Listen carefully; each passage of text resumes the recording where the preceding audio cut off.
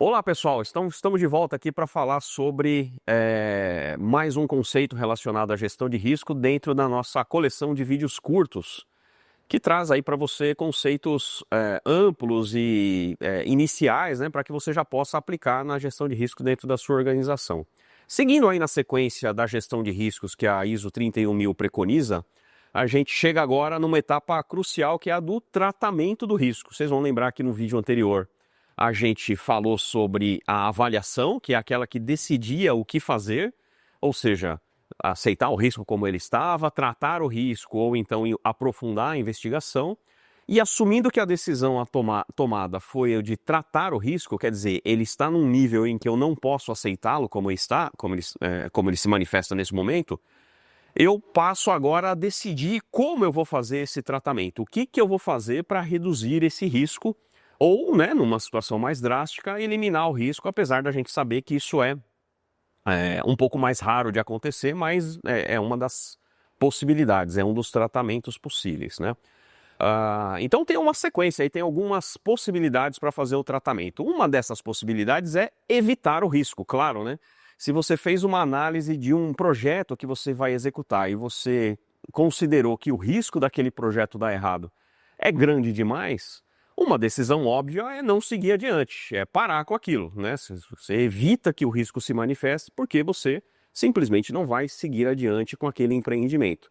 E, claro, né, dentro das organizações você pode ter isso aparecendo em um microcosmos, né, um pouco mais restrito, num cenário, de repente, comprar uma nova máquina, ao avaliar o risco que você vai ter relacionado ao consumo de energia daquela máquina em relação ao benefício que você vai ter pela saída que aquela máquina vai provocar, você pode decidir não seguir adiante, simplesmente evitando o risco e interrompendo aquele projeto. Então, evitar o risco é uma das possibilidades.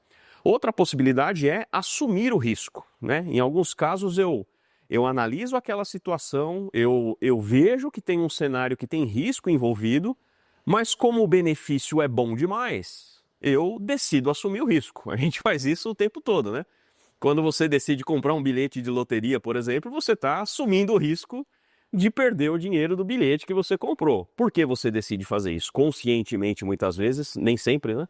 Mas muitas vezes você faz isso porque o que você vai perder no preço do bilhete, no custo do bilhete, é marginal, não vai afetar a sua vida, e quando comparado com o benefício que você pode ter, vale a pena assumir aquele risco. Então, é uma ponderação, é uma análise consciente que você faz do investimento que você está fazendo, né? É preciso lembrar que o risco, ele sempre pressupõe um benefício em contrário, né? Só vale a pena correr um determinado risco se você vai ganhar alguma coisa com aquilo. Então, assumir o risco é uma decisão bastante plausível, né? Quando a gente vai aí fazer esportes radicais, né? Você, no final das contas, controla muita coisa, mas você assume boa parte do risco relacionado àquele empreendimento, né? Uma outra possibilidade dentro dos tratamentos possíveis para uma gestão de risco, né, para um cenário de risco, é você remover a fonte do risco. Então, dependendo do processo produtivo, um produto que você utilize como matéria-prima para o seu processo pode ser a fonte causadora de um determinado risco. Então, você pode simplesmente remover aquela fonte. Ao invés de eu usar um produto perigoso, eu vou usar um produto menos perigoso, um produto que tenha, por exemplo, seja biodegradável ou que não tenha agressividade para o ser humano. Eu removo a fonte do risco e, portanto, o risco ele sai junto. Essas são situações que fazem, por exemplo, com que o risco deixe de existir em algumas situações, né? Se eu tenho um equipamento que é muito barulhento, eu posso remover aquele equipamento ou mudar a característica dele para que a fonte do risco também desapareça. Então, tudo isso faz parte das possibilidades de remoção da fonte do risco como uma estratégia para reduzir o cenário de risco como um todo, um nível de risco para aquele cenário como um todo. Dentro disso, né, então, partindo e caminhando nas outras possibilidades, ainda uma maneira de reduzir o risco, se a gente lembrar que no final das contas o nível do risco ele era uma combinação entre probabilidade e severidade, duas maneiras que a gente tradicionalmente utiliza para reduzir um risco é pensar em formas de reduzir a probabilidade de que ele ocorra e reduzir as consequências daquele risco. Reduzir a probabilidade normalmente está associada a controle para que aquele cenário não ocorra. Eu quero evitar que ocorra um acidente automobilístico. Como é que eu reduzo a probabilidade daquele acidente ocorrer? Eu vou treinar o motorista, eu vou fazer manutenção preventiva dos meus equipamentos, eu vou usar material de primeira qualidade. Tudo isso vai fazer com que a probabilidade de ocorrência de um acidente seja diminuindo. A chance dele acontecer é bem menor do que se eu não fizer nenhum desses controles. É uma maneira de reduzir probabilidade. Por outro lado, eu também posso querer reduzir a consequência, né? Ou de uma maneira combinada, eu reduzo probabilidade e consequência, ou então eu reduzo só a consequência, pensando em, ocorrendo aquele acidente, quais são os efeitos que ele pode ter. Se um acidente automobilístico envolve ferimento de pessoas, então eu vou ter dispositivos que façam com que o risco de ferimento seja diminuído. Por exemplo, cinto de segurança, airbag, dependendo do tipo do equipamento, eu posso ter gaiolas de proteção. Então eu tenho diferentes maneiras de reduzir as consequências do risco. Medidas como essa, né, airbag, cinto de segurança e gaiolas de proteção, o famoso HOPS, né? Eles não evitam que o acidente aconteça, por isso eles não reduzem probabilidade, mas eles reduzem a consequência. Tipicamente, equipamentos de proteção individual, os EPIs, né, como nós conhecemos, eles normalmente trabalham na redução das consequências, né, com algumas exceções, claro, né, mas eles normalmente trabalham na redução das consequências de um determinado acidente, por isso eles também deveriam ser usados com parcimônia, né, com cuidado. Vale a pena pensar aqui que, né, se a gente vai estabelecer controles para reduzir um risco, o que é melhor, né? Reduzir a probabilidade ou reduzir a consequência?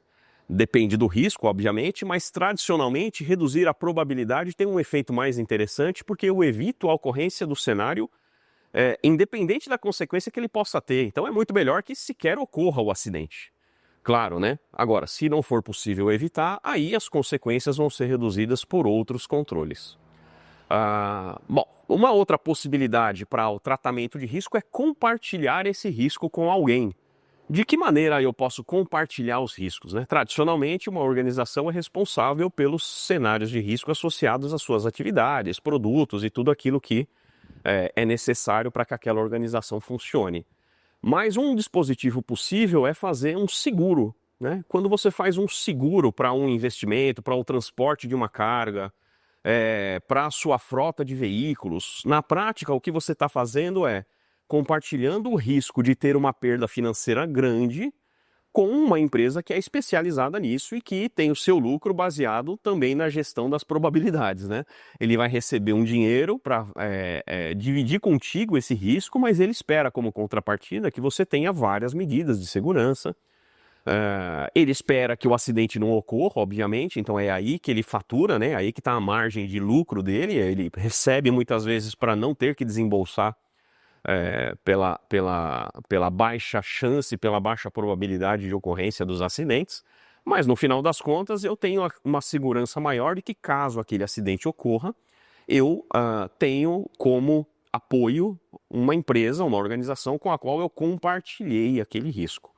Então essa é uma outra possibilidade de tratamento do risco. Eu divido esse fardo com uma empresa que é especializada nisso e, portanto, vai me ajudar também a reduzir as consequências, né? O compartilhamento do risco essencialmente trabalha no efeito, né? Ele não evita que aquele acidente ocorra ou que aquele cenário ocorra, ele te ajuda a se recuperar mais rápido caso isso aconteça.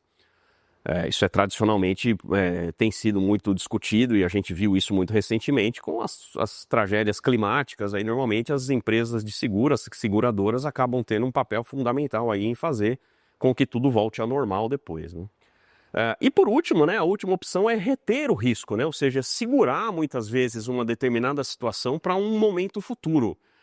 Nesse momento o risco cambial é muito alto devido aí à incerteza geopolítica em que a gente está vivendo. Então, nesse momento, trabalhar com o dólar como ele está é perigoso porque de uma hora para outra pode ter uma mudança muito grande. Então, eu calculo o risco, eu avalio que ele existe, o projeto é interessante, aquele investimento é interessante, mas não para agora.